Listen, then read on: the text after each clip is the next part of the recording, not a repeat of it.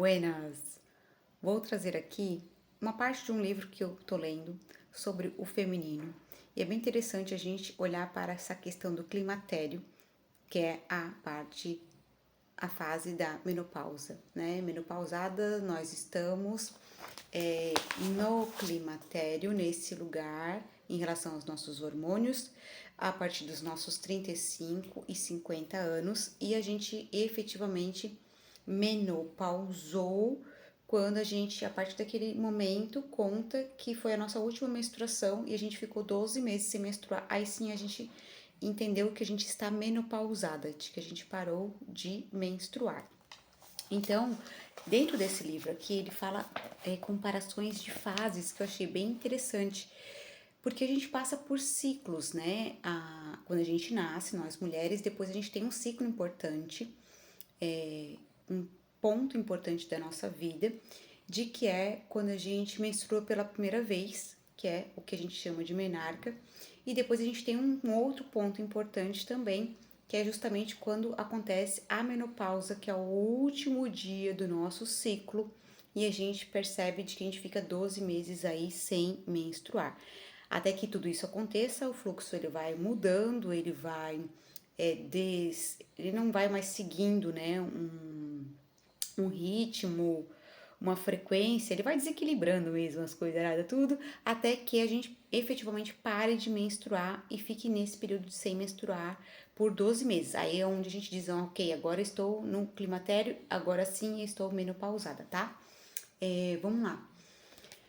Fala aqui sobre as abordagens, né, de como era entendido antigamente, ou como não era nem falado sobre isso, mas traz aqui, ó, uma nova forma de abordar o tema, a menopausa, é, é considerar a fase da menopausa como um momento de crise de desenvolvimento.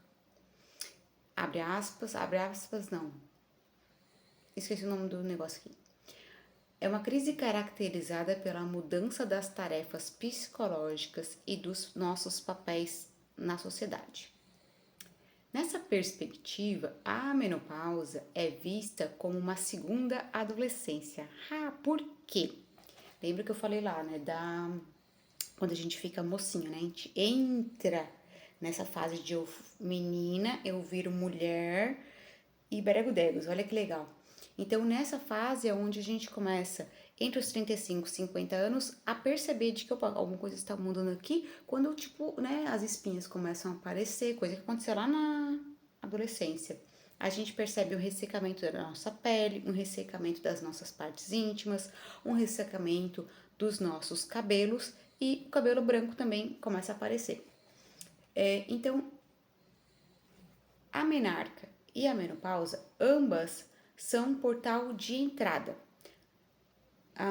para uma, no caso, a menarca para uma vida adulta e a menopausa para uma velhice. Então, uma, que é a menarca, entrando para a vida adulta, ela me permite aprender a criar vínculos, e a outra, que é a menopausa, que me traz para a velhice, ela me permite aprender a deixar ir. Então, uma avalia sua forma física e beleza como um recurso para ser amada, já a outra é uma outra forma que avalia as nossas habilidades emocionais para ser amada além da necessidade, apesar, melhor, apenas por opção. A menopausa ela propõe novamente uma crise de identidade. Então a gente faz essas perguntas, né? Quem sou eu? O que eu fiz da minha vida? Para muitas de nós, ainda tem sido uma crise negligenciada, sufocada pelo desconforto dos sintomas físicos, que precisam ser vistos como sinais de um processo mais profundo. Erik Erikson, psicanalista responsável pela teoria do desenvolvimento psicossocial, já havia considerado os aspectos positivos e negativos das situações de crise, ao postular que, na caminhada da infância até a velhice, o ser humano passa por diferentes estágios de desenvolvimento psicológico e a transição entre eles é sempre mediada por crises. Depois ele fala também até através dessa questão dos setênios, né? A cada 7 anos a gente tem um ciclo, um lugar. Depois eu vou compartilhar aqui nos stories alguma coisa sobre isso. Então essas crises, elas são chamadas pelo Erickson de crises de desenvolvimento, que são caracterizadas pelas mudanças das tarefas psicológicas e dos papéis sociais que marcam a passagem de um estágio para outro. Muitas vezes esse processo dificultado ou apresentado a partir das nossas perdas. Sim, perdas sociais, emprego, relacionamento.